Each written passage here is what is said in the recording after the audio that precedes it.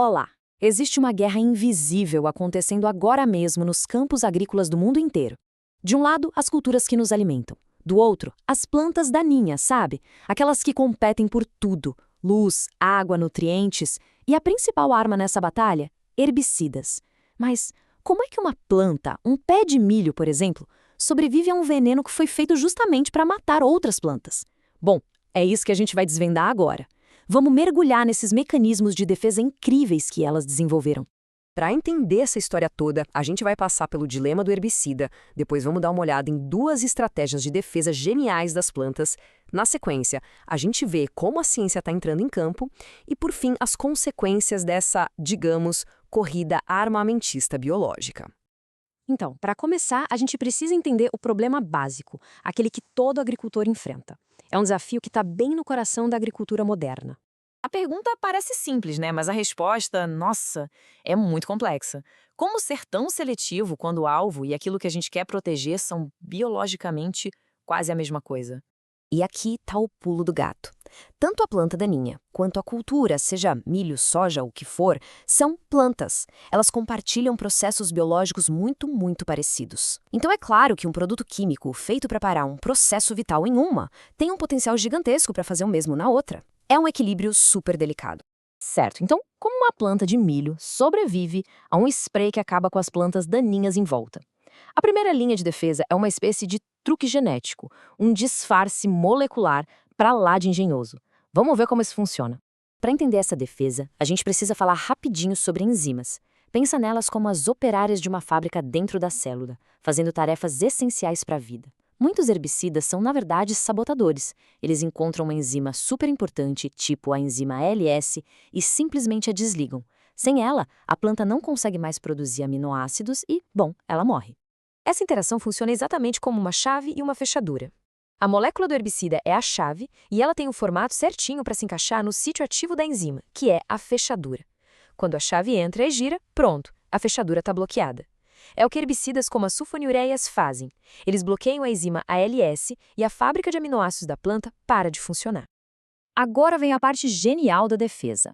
Algumas plantas, como certas variedades de milho, têm uma mutação pontual, uma coisinha mínima no seu código genético, como lá no gene ZMALS1. E essa pequena mudança altera um pouquinho o formato da fechadura. O resultado? A chave do herbicida não serve mais. A enzima continua trabalhando numa boa, a planta sobrevive, enquanto a planta daninha do lado que não tem essa mutação é eliminada.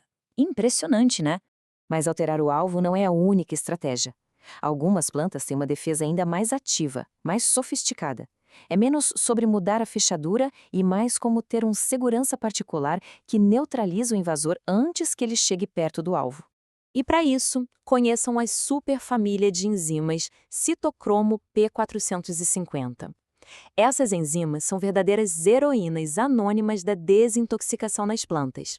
Elas são incrivelmente versáteis e funcionam basicamente como um sistema de filtragem, identificando moléculas estranhas e tóxicas e quebrando elas antes que causem qualquer estrago. E no milho tem um verdadeiro astro nesse processo, um gene-chave chamado CY81A9. Pensa nele como, sei lá, o general que comanda todo o exército de desintoxicação. É ele que dá a ordem para produzir uma enzima P450 superpoderosa. A presença desse gene em alta atividade é o que cria um escudo bioquímico de verdade, que permite que o milho não só sobreviva, mas que ele cresça forte, mesmo depois de uma aplicação de herbicida que seria, olha, fatal. E o processo é brilhante. Assim que o herbicida entra na célula, a enzima P450, aquela codificada pelo gene CY81A9, o intercepta. Através de uma reação química chamada hidroxilação, ela basicamente gruda uma outra parte na molécula do herbicida, mudando a estrutura dele, e com isso, desativa a sua toxicidade. O veneno é transformado em algo inofensivo, simples assim.